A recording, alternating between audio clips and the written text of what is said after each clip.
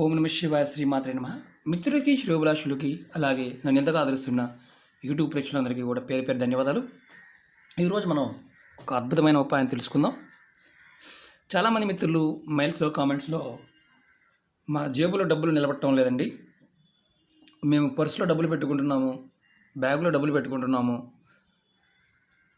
5,000 పెట్టుకుంటే మళ్ళీ ఒక 500 అప్పు చేయాల్సి వస్తుంది, ఖర్చు ఎక్కువగా ఉంటుంది, డబ్బు నిలబడడానికి మంత్రం లేకుండా తంత్రం లేకుండా ఏదైనా చిన్న ఉపాయం చెప్పండి చాలామంది మిత్రులు అడగటం జరిగింది. ఈరోజు మనం ఒక తేలికైన అద్భుతమైన ఉపాయం తెలుసుకుందాం. మీరు నోట్ని పర్సులో పెట్టుకుంటే మీ పర్సులో కానీ మీ బ్యాగులో కానీ మీ లాకర్లో కానీ డబ్బులు ఎప్పుడు నిలవ ఉంటాయి. అంటే డబ్బులు ఖర్చు అయినప్పటికీ కూడా మీ దగ్గర డబ్బులు స్థిరంగా ఉంటాయి. ఈరోజు చెప్పుకోబోయే ఉపాయం ఇదే. చాలా తేలికైంది, దీనికి ఎవరైనా చేసుకోవచ్చు, ఆడవారైనా మగవారిని చేసుకోవచ్చు.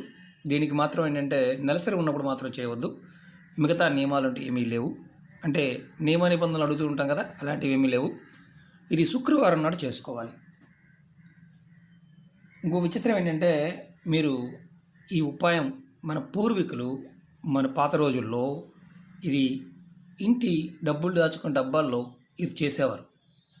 విచిత్రంగా అనిపిస్తుంది, కొంతమందికి తెలుసు, ఈ వీడియో చూసేవారు కూడా కొంతమందికి తెలుసు. ఎలా చేయాలి, ఏ విధంగా చేయాలి నేను మీకు పాయింట్ చెప్తాను. వీడియోని స్కిప్ చేయకుండా చూడడం ప్రయత్నం చేయండి.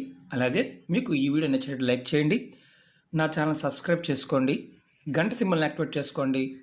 మీకు నచ్చితేనే 10 మందికి షేర్ చేయండి. ఎందుకంటే ఇవి చిన్న చిన్న ఉపాయాలు మనం పరిపూర్ణమైన నమ్మకంతో చేసినప్పుడు మాత్రమే ఫలితాలు వస్తాయి. ఇప్పుడు తెలుసుకుందాం.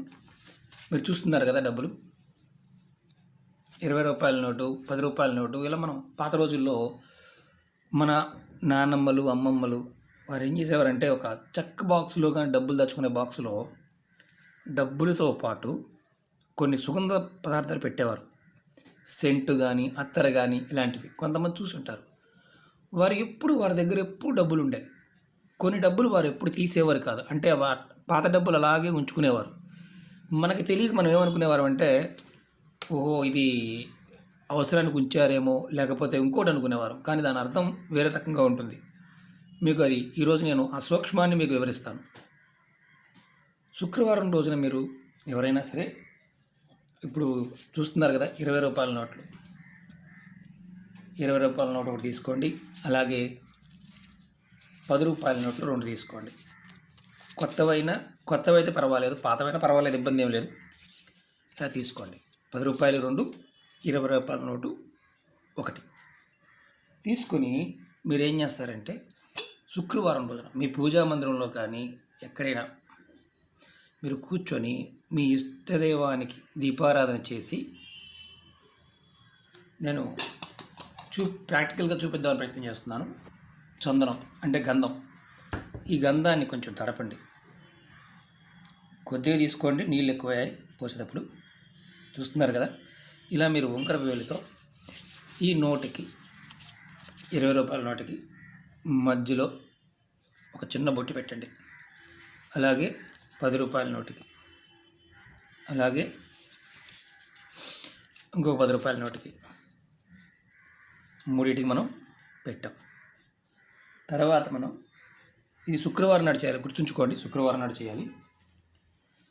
తర్వాత మనం ఏం చేయాలంటే, కుంకుమ తీసుకొని కొద్దిగా ఈ నోట్లకి బొట్టు పెట్టాలి.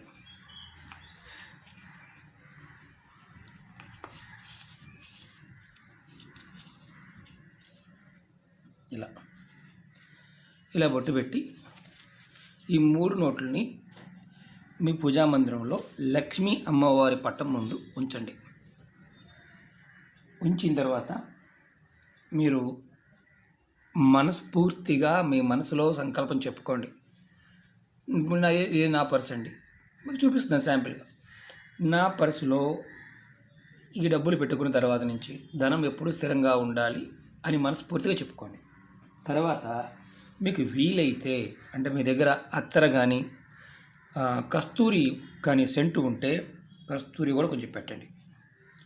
పెట్టిన తర్వాత మీకు లేకపోతే గంధం పెట్టి బొట్టు పెట్టండి. అంతకన్నా అవకాశం ఉంటేనే. ఎందుకంటే కొన్ని వస్తువులు చెప్పాను అంతకుముందు. మీరు చాలామంది మిత్రులు దొరకడం లేదండి మాకు, ఇప్పుడు లాక్డౌన్లో ఉన్నాం కదా, ఇబ్బంది అవుతుందని అంటున్నారు. వారి కోసం ఒక తేలికైన పురాతనమైన ఉపాయం అన్నమాట. మీరు ఈ మరి నమస్కారం చేసుకున్నారు, లక్ష్మీ అమ్మవారి మనసులో చెప్పుకున్నారు. ఈ నోట్లని మీ పర్సులో పెట్టుకోండి. తీయకుండా ఉండే విధంగా పెట్టుకోండి. పర్సులో కానీ బ్యాగ్లో కానీ. ఇప్పుడు ఈ పర్సు ఉందనుకోండి, ఇప్పుడు ఈ లోపల కార్నర్ ఏదైనా ఉందనుకోండి, దాంట్లో పెట్టుకోండి. అంటే సైడ్కి తీయకుండా ఉండే విధంగా.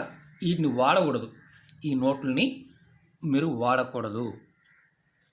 ఏ అవసరానికి కూడా ఈ నోట్లని 20 రూపాయలని, ఈ 10 రూపాయలు అంటే ఈ 2 పదులను కూడా వాడకూడదు. ఎక్కడ ఖర్చు పెట్టకూడదు. బ్యాగులో పెట్టుకున్నా సపరేట్గా పెట్టుకోండి.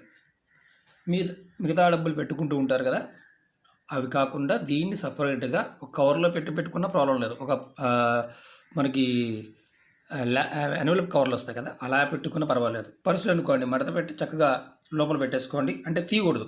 ఇప్పుడు మామూలుగా బయట పెట్టి తీస్తుంటాం, ఈ లోపల పక్కన కానీ ఎక్కడైనా పెట్టుకోండి, తీయకుండా ఉంచుకోండి. మీరేం చేస్తారంటే అలా పెట్టిన తర్వాత ప్రతి శుక్రవారం నాడు ఈ నోట్లు బయట తీసి మళ్ళీ సేమ్ మనం ధూపం చూపించాలి.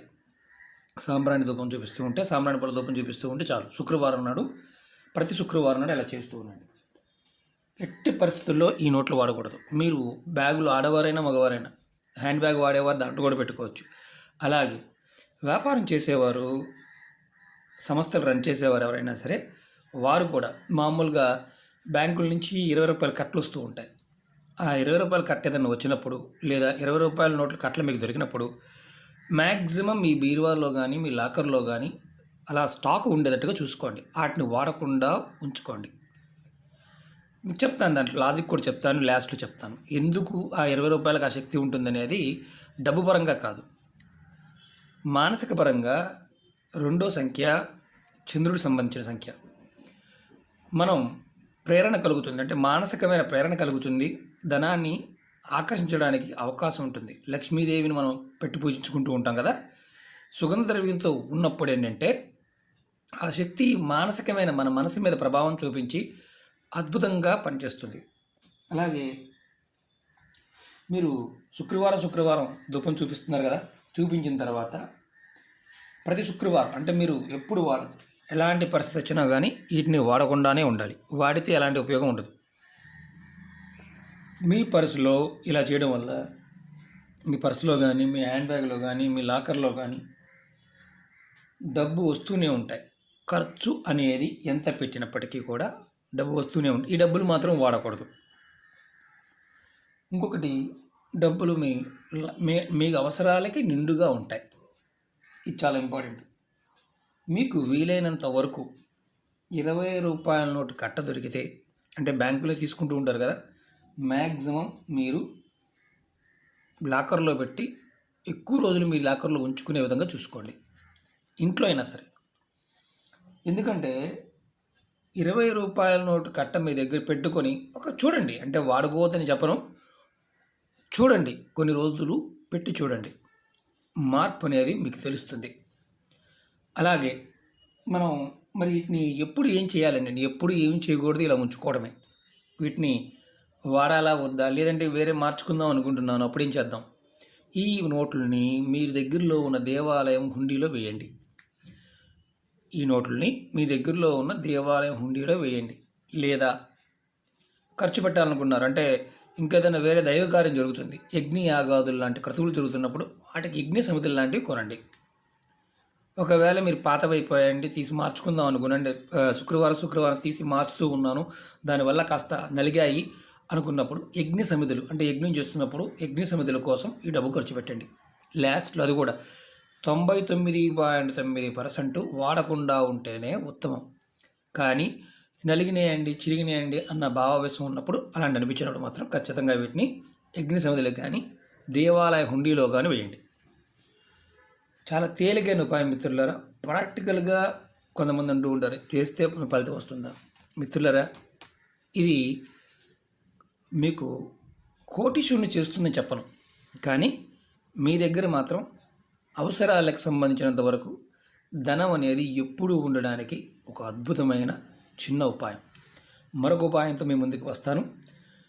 చాలామంది మిత్రులు మెయిల్స్లోనూ కామెంట్స్లోనూ అనేక రకాల సమస్యలు అడుగుతూ ఉన్నారు. అలాగే మెయిల్స్ కూడా చాలా మెయిల్స్ వస్తూ ఉన్నాయి.